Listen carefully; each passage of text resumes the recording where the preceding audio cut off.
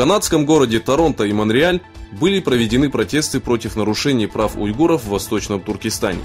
Организаторами протестов стали канадский филиал Национального движения исламской организации и Канадское общество Восточного Туркестана.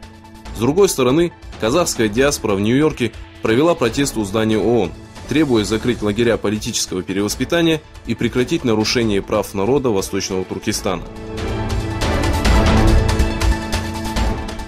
В Китае началось расследование по делу фармакологической компании, находящейся в Шанхае, продукция которой была заражена вирусом иммунодефицита человека.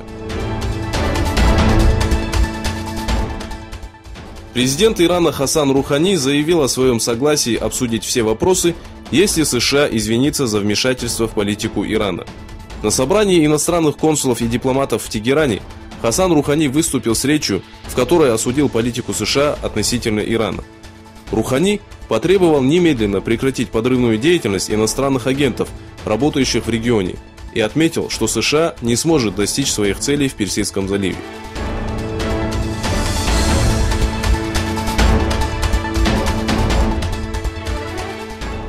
Мусульмане Моро, проживающие на юге Филиппин, будут голосовать на втором референдуме органического закона Бангасамора.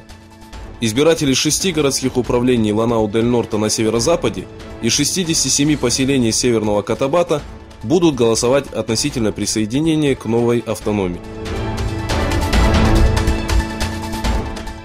Секретарь национальной безопасности США Джон Болтон предложил военным Венесуэлы признать Хуана Гуаидо.